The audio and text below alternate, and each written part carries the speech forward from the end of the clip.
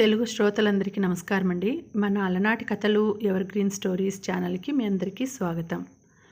జీవితం అనే ధారావాహిక వింటున్నామండి. రాసిన వారు వి ప్రసాదరావు గారు. ఇక ఆలస్యం చేయకుండా మనం కథలోకి వెళ్ళిపోదామండి. వీడియో చూసిన వెంటనే లైక్ చేసి షేర్ చేసి తప్పకుండా సబ్స్క్రైబ్ చేసుకోండి. మన ఛానల్ని బెల్ ఐకాన్ యాక్టివేట్ చేసుకోండి. సరే వెళ్తున్నా, జాగ్రత్తగా లోపల నుండి డోర్స్ లాక్ చేసుకో, బయటకు వచ్చి అన్నాడు. ఏదో ఆలోచనలో పడిన దానిలా ముఖం పెట్టింది లావణ్య.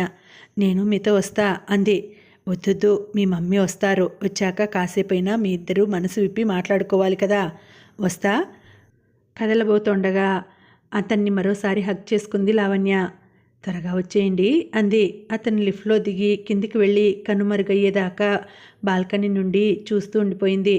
తర్వాత లోనికి పోయి డోర్స్ లాక్ చేసుకుంది. జరిగిందంతా ఓ కలలా, ఓ సినిమాలా అనిపించగా దీర్ఘంగా నిట్టూర్చింది. తదుపరి ఏదో గుర్తుకు రాగా లేచింది. తన బీరువాలో భద్రంగా దాచి ఉంచిన వీడియో కెమెరాను తీసి ఆన్ చేసి బెడ్రూమ్లో గోడ మీదకు ఫోకస్ చేసింది. రామాపురంలో షూట్ చేసిన మధురమైన దృశ్యాలను, ఈవెంట్స్ను ఎంతో తన్మయంగా తిలకించసాగింది. అక్కడి మనుషుల ఆప్యాయతలు, ఆదరణలు మరోసారి అనుభవం అవుతున్నట్లుగా ఫీల్ కాసాగింది. ఆ ఫీలింగ్లో సమయం తెలియడం లేదు లావణ్యకు. బయట నుండి డోర్ తెరిచిన చప్పుడు విని ఉలిక్కిపడింది. అప్రయత్నంగా గోడ మీది వాచిని చూసింది. 12 కావస్తోంది. బెడ్ మించి లేచింది. కెమెరా ఆఫ్ చేసింది. తన బెడ్రూమ్ తలుపు తీయకుండా వ్యూ హోల్ గుండా చూసింది. మమ్మీయే. మమ్మీతో పాటు మరో వ్యక్తిని చూసి ఆశ్చర్యపోయింది. అతన్ని గుర్తుపట్టింది. తను ఇక్కడ ఉన్నప్పుడు 3-4 సార్లు వచ్చిన జ్ఞాపకం. గుంటనక్క ముఖంగాడు. వీడికిక్కడ మమ్మీతో ఏం పని? వాడు వచ్చిన కాసేపటికే మెయిన్ డోర్ని లోపల నుంచి గడియ పెడుతున్నాడు. గుండె జల్లుమంది లావణ్యకు. వాడు గడియ పెట్టడం మమ్మీ గమనించలేదు. ఏదో ఫైల్ను వెతుకుతున్న మమ్మీ తన దగ్గరగా వస్తున్న అతన్ని గమనించింది.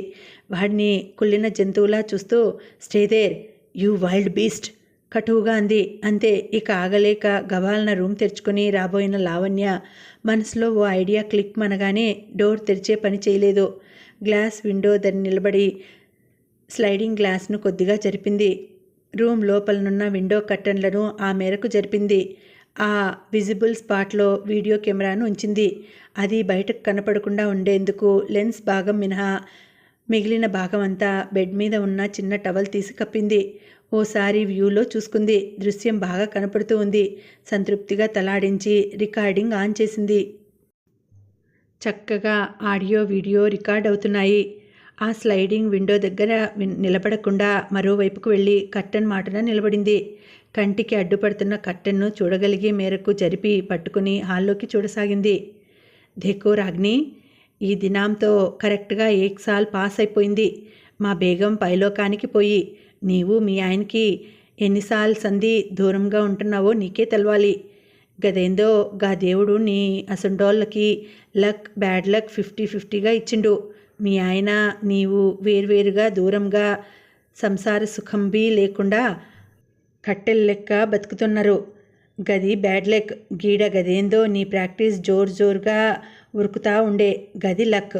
మంత్లీ 2-3 లక్షల దాకా వస్తుండే. గని ఏం ప్రయోజనం? గా డబ్బు ఎవ్వరికీ ఇయ్యవు. పోనీ నీవైనా మజా చేస్తున్నావా? లే, మరెందుకా సొమ్ము? హనీబీ లెక్క కూడబెడుతున్నావు.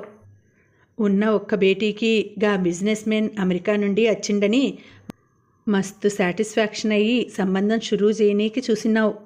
గా సంబంధం మీ ఆయనే ఇలాన్ లెక్క చెడగొట్టిండు. గట్ల ఎందుకు చేసిండో ఎరకైనదా? నీ మీద గుస్సా నీ బేటీ మీద చూపించిండు.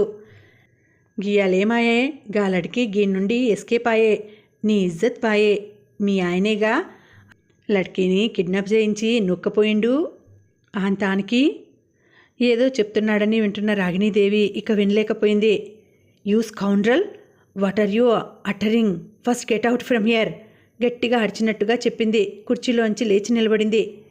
గా లెక్కన పరేషాన్ కావద్దు. బయటో జరగిను. గాలడికి షాదీ మిస్ అయిందని మళ్ళా జరగదని సోయి నహి. గాలడికి ఏమీ తెలవని పోరి కాదు. గా వైజాగ్లా ఎవంతోనో మస్త్ ఇష్కులా పడిపోయే ఉంటుంది. మజాగా ఎంజాయ్ చేస్తూనే ఉంటుంది. హిహిహి గట్ల చూడకు.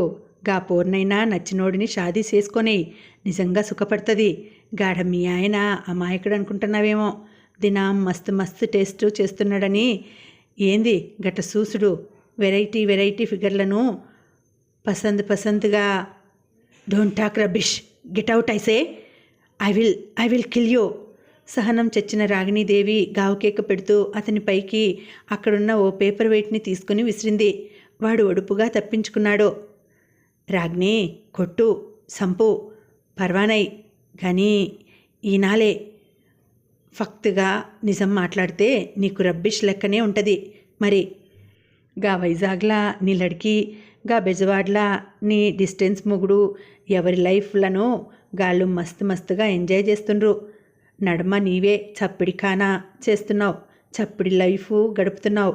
నా మాట వినుకో, నాతోనే ఉండిపో, షాదీబీ చేసుకుందాము. ఇద్దరం దినం ఖుషీ లైఫ్ ఎంజాయ్ చేసుకుందాం. గిదే గోల్డెన్ ఛాన్స్, ఏమంటావు? రేయ్ ముసలినక్క, ఏంట్రా వాగుతున్నావు? షటప్ అండ్ గెట్ అవుట్ అని అంటుంటే అర్థం కావడం లేదా? పోతావా పోవా? పోలీసులకు ఫోన్ చేయమంటావా అంటూ టేబుల్ పైనున్న సెల్ను తీసుకునేందుకు కదిలింది రాగిణీదేవి. అడ్డంగా నిలబడ్డాడు వాడు. ఆ గుస్సనే వద్దని చెప్పేది. షటప్ అంటున్నావు? షటప్పే అవుతా. మరి షట్ డౌన్లో ఉన్న నీ లైఫ్ నా కోసం ఓపెన్ చేస్తావా అంటూ మీదకెళ్ళబోయాడు. వాడి కళ్ళల్లో నెత్తురు జీరలు, వాడి ముఖంలో రాక్షస ఆకృతి కనిపిస్తూ ఉంటే తడబడిన రాగిణీదేవి వెనుకడుగు వేసింది. ఆమెకు బీపీ అంతకంతకు పెరిగిపోతూ ఉంది.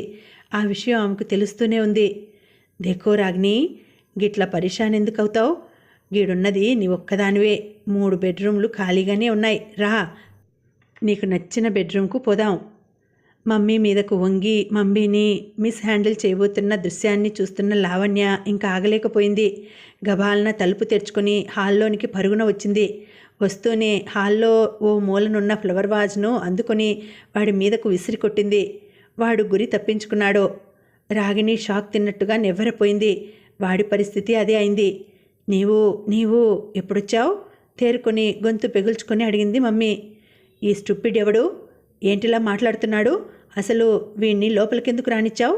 ఒంటరిగా ఉన్న నిన్ను హెరాస్ చేస్తున్నాడని పోలీసులకు ఫోన్ చేయి మమ్మీ అని టేబుల్ పైనున్న మమ్మీ సెల్ను తీసుకునేందుకు ప్రయత్నించింది. వాడు దాన్ని తీసుకోకుండా లావణ్యకు అడ్డుపడ్డాడు. ఏంది గీలడికి నీ బేటినా? నిశితంగా చూస్తూ అన్నాడు. 5 సాల్ బాద్ ఎప్పుడో చూసినా. ఓ, ఇప్పుడు మస్తు జవానీలా రసగుల్ల లెక్క ఉన్నది. రేయ్ రాస్కెల్, ఏంట్రా వాగుతున్నావు? కాళికలా ఉప్పొంగిపోయింది లావణ్య. చంపేస్తారా? నిన్ను చంపేస్తా. పదునైనది ఏదైనా ఉందేమోనని అటు ఇటు చూడసాగింది. ఏమన్నా అనుపోరి, నీ లెక్క బహుత్ ఖుషీగున్నది. అయినా నేనేమన్నా తప్పు మాట్లాడినా? హర్ ఏక్ ఆద్మీకి ఔరత్కి అస్సలు ఈ దునియాలా బతుకున్న ఎవ్వనికి కానీ కానా సోనా ఎట్లా అవసరమో సంసారం బీగంతే అవసరం అంటున్నా. మా అవసరాలు మాకు తెలుసురా స్టూపిడ్.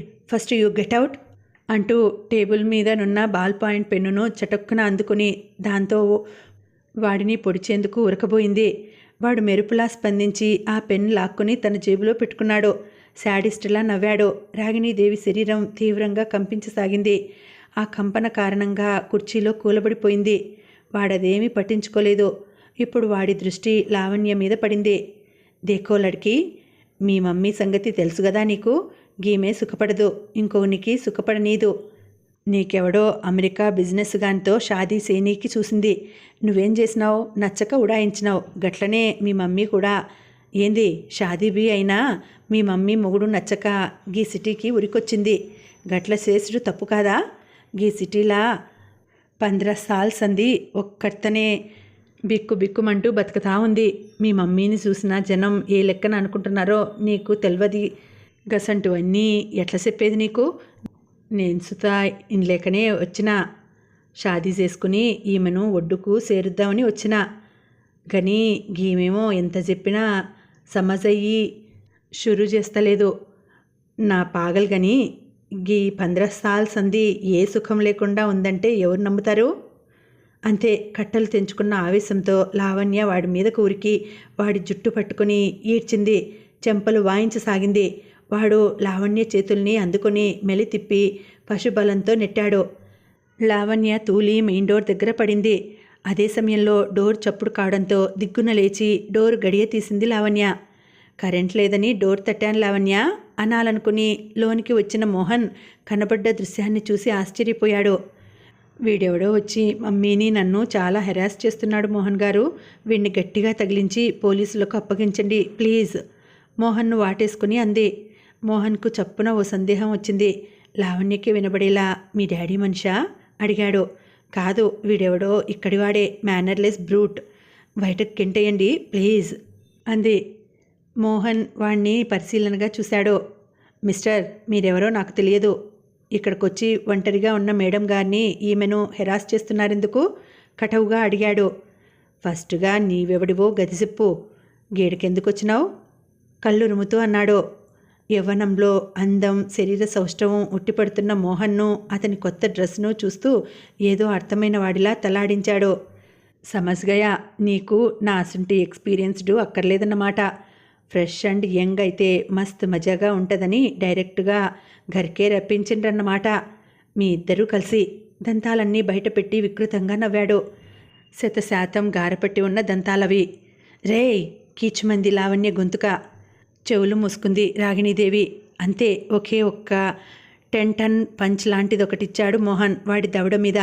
అంతే, ఆ పవర్ పంచ్కు వాడి కుడి దవడ లోపలి జ్ఞానదంతాలు చెరొకటి ఊడి నోటి బయటకొచ్చేసినాయి. దిమ్మ తిరిగి తూలిపడ్డాడు.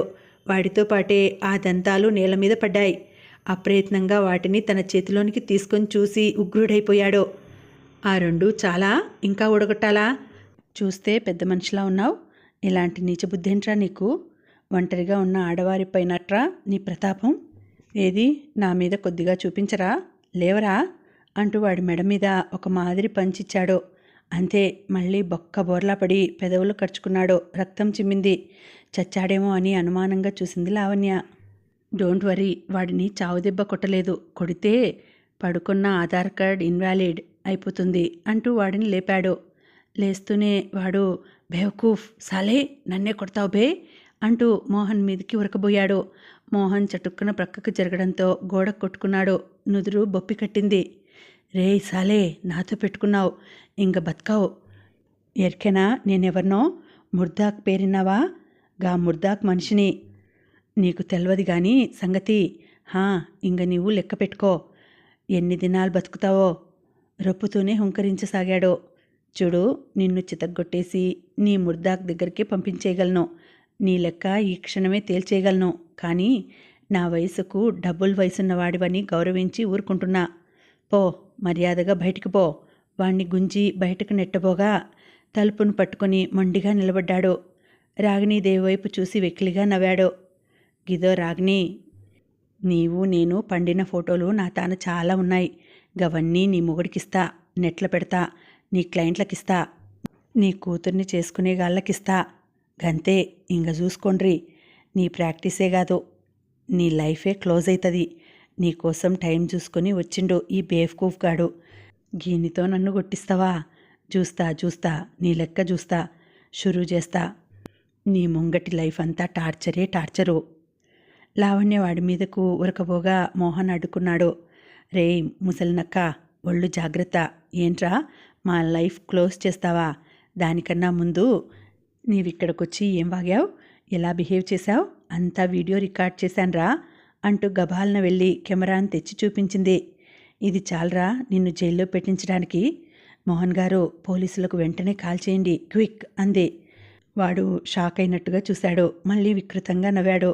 తేరుకొని, గట్లనా దేకోపోరి, నేనీడకి మీ మమ్మీయే రమ్మంటే వచ్చినా, కలిసి బతుకుదాం, గందుకు మాట్లాడుకుందాం అని పిలువగా వచ్చినా. ఏంది తప్ప?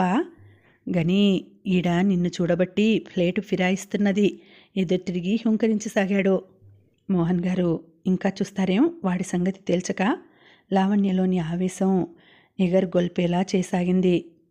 మోహన్ వాడిని మిడిల్ రేంజ్లో పీకడంతో మళ్ళీ తూలి కింద పడ్డాడు. వాడి చొక్కా జేబులోంచి ఒక పెన్ డ్రైవ్ వంటిది నేల మీద పడింది. గబుక్కున వంగి దాన్ని అందుకుంది లావణ్య. ఆ వెంటనే ఏదో శంకించి వాడి చొక్కా జేబులు, ప్యాంట్ జేబులు తడిమాడు. చొక్కా జేబులోంచి పోస్ట్ కార్డు సైజున్న కవర్ని తీసి లావణ్య వైపు విసిరేశాడు. లావణ్య చేజిక్కించుకుంది. తర్వాత వాణ్ణి లేపి బయటకు నెట్టాడు.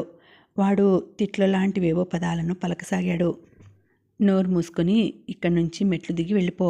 నీవు ఇక్కడికి వచ్చినప్పుడు వెళ్తున్నప్పుడు సీసీ కెమెరాల్లో రికార్డెడ్గా ఉంటావని తెలుసుకొని వెళ్ళిపో. ఇంకా ఇక్కడే ఉన్నావంటే ఈ చుట్టుపక్కలున్న అన్ని ఫ్లాట్లలోని వాళ్ళని, పొరుగున ఉన్న అపార్ట్మెంట్స్లోని వాళ్ళను పిలుస్తా. న్యూస్ ఛానల్ వాళ్ళని, పోలీసులని పిలిపిస్తా. తర్వాత వాళ్ళు వచ్చి నీతో ఆడుకోవడం చూసి ఎంజాయ్ చేసేలా చేస్తా. చేనా మరి? వచ్చిన పని ఇలా రివర్స్లోనికి పోయి మరీ డేంజరస్గా మారిపోవడంతో అందరినీ తిడుతూ ఛాలెంజ్లు చేస్తూ నిష్క్రమించాడు వాడు. లావణ్య చొప్పున డోర్ గడియ పెడుతూ మమ్మీ వైపు చూసింది. మమ్మీ నిర్వికారంగా ఉంది.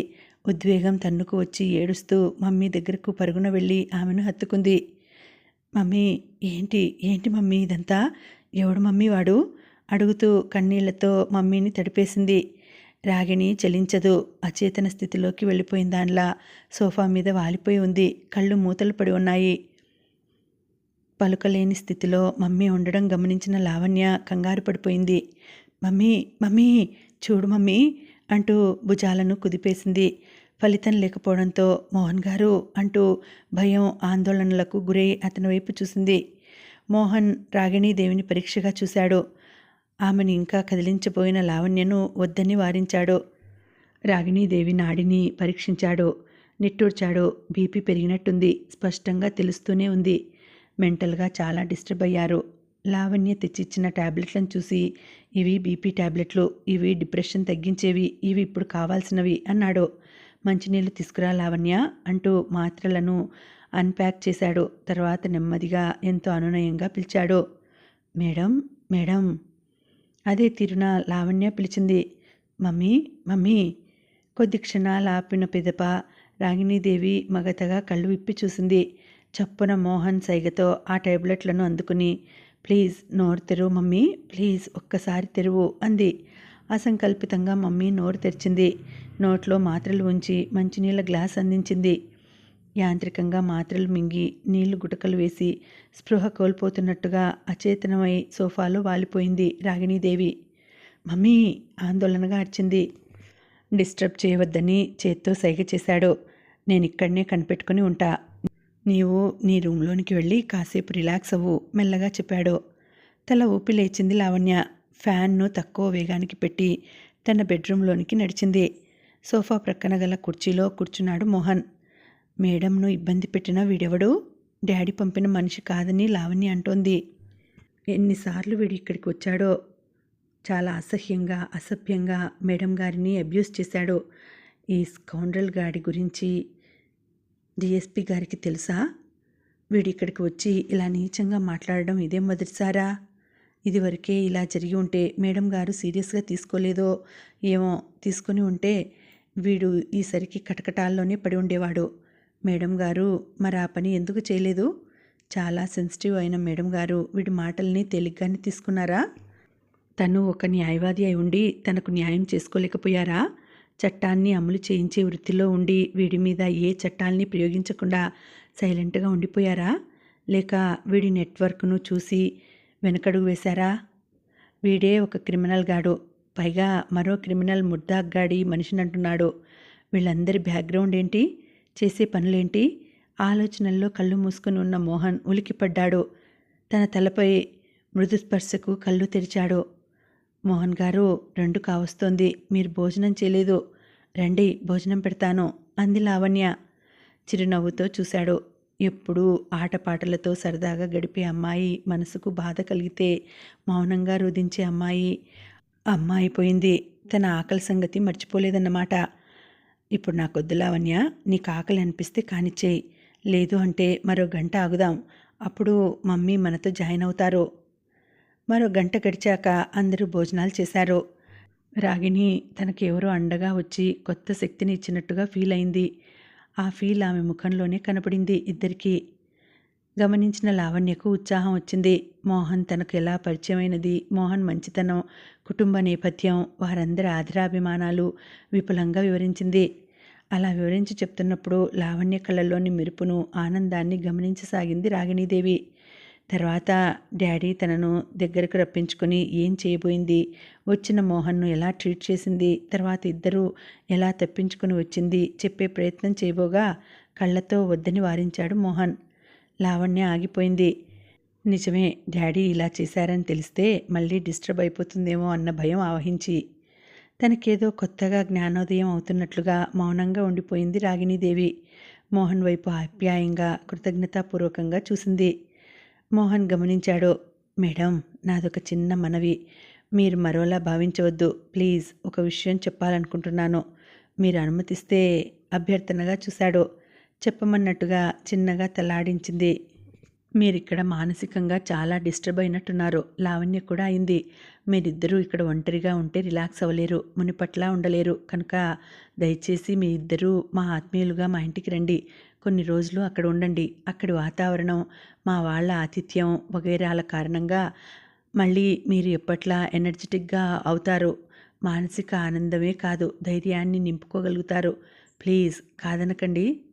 లావణ్య కూడా మోహన్కు ఒత్తాసు పలికింది. మర్నాడు ఉదయం 6 గంటలలోపునే రైల్వే స్టేషన్కు బయలుదేరారు. రాగిణీదేవి, లావణ్య, మోహన్లు ఓ ఎక్స్ప్రెస్ ట్రైన్ ఏసీ బోగీలో ఎక్కారు.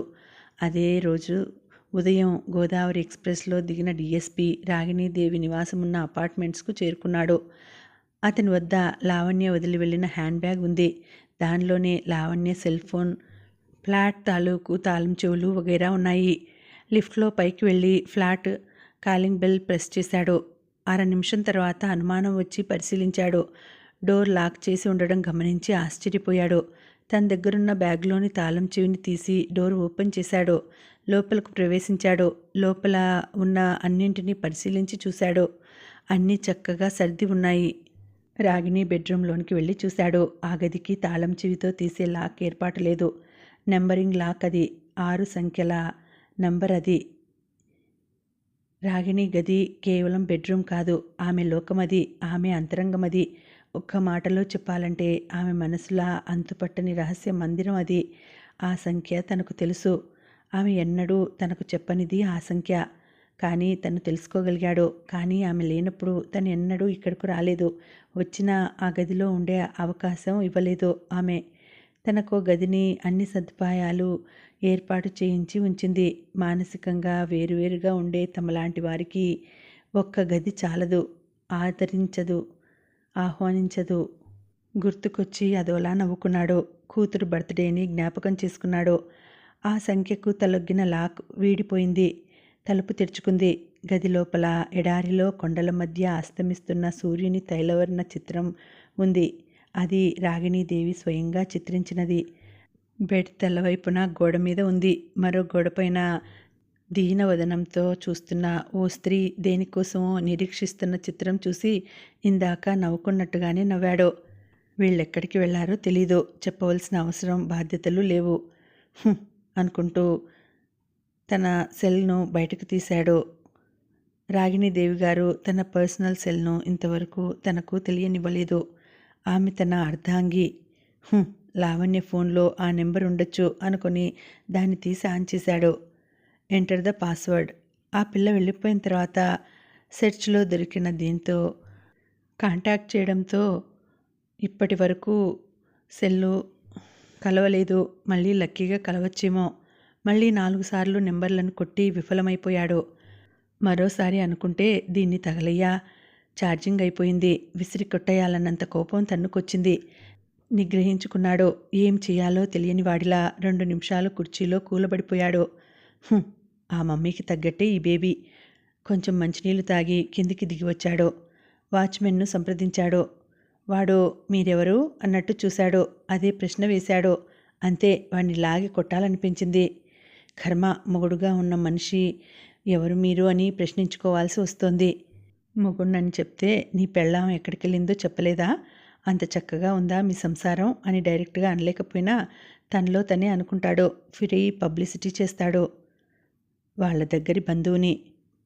ఈ మొగాడిని ఇది వరకు ఎప్పుడూ చూసినట్టుగా లేదే అన్న డౌట్ను కళ్ళల్లో ఉంచే వ్యక్తపరిచాడు. మళ్ళీ ఏమనుకున్నాడో ఆ ఒడ్డు పొడుగు చూసి, మేడం గారు, వారమ్మాయి, ఇంకో అబ్బాయి తెల్లవారుజామునే బయటకు వెళ్ళిపోయారు సార్, ఇంకా రాలేదు అన్నాడు వాచ్మెన్. అర్థమైనట్టుగా తల ఊపాడు. మళ్ళీ పైకి వెళ్ళాడు. ఫ్లాట్లోనికి ప్రవేశించి బయట డోర్కు గడియ పెట్టాడు. మళ్ళీ ఆ బెడ్రూమ్లోనికి పోయి నిశ్చింతగా సెర్చ్ ప్రారంభించాడు. రాగిని పడుకునే బెడ్ వైపునున్న సొరుగులు తీశాడు. పరీక్షగా చూశాడు. పెయిన్ కిల్లర్స్, స్లీపింగ్ టాబ్లెట్స్ వగైరా కనిపించాయి. దాని కింద మరో సొరుగు తీసి చూశాడు. అందులో ఒక డైరీ కనబడింది. అది గడిచిన సంవత్సరానిది. గబగబా పేజీలు తిరిగేశాడు.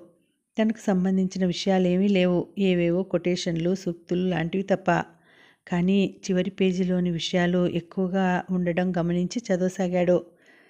నా మనసును నేను జయించలేకపోతున్నాను. నా అహంతో అది కలిసి పోరాడుతోంది.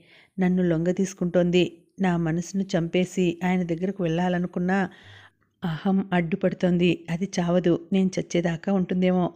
మరి ఆయనకు నాకున్న పరిస్థితి వంటిదే ఉందా? లేకుంటే నా దగ్గరికి ఎందుకు రారు?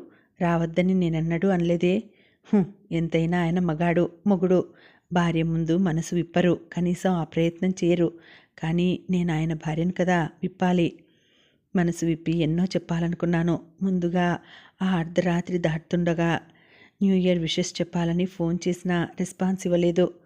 ఆయనకు భార్య అవసరం లేనప్పుడు నాకు మాత్రం భర్త అవసరం ఎందుకుండాలి? నేనేమీ ఆయన మీద ఆధారపడి బ్రతకడం లేదు. మరెందుకు అంత నిర్లక్ష్యం? నా సంపాదన నా సొంతం. నా మనసు నా స్వంతం. మనసు లేని శరీరం, మమత లేని బ్రతుకు మిగిల్చిన ఆయన కోసం ఇంకా నేను తప్పించాలా? అర్థం లేని పని అని అర్థం చేసుకున్నాను. కానీ లావణ్య గురించి తపన పడాలి, పడక తప్పదు అనుకున్నారు డిఎస్పి. ఇంకా ఉందండి, కథ కొనసాగుతుంది. మళ్ళీ వచ్చే వీడియోలో తర్వాతి భాగం వినేద్దామండి. అంతవరకు సెలవు. నమస్తే.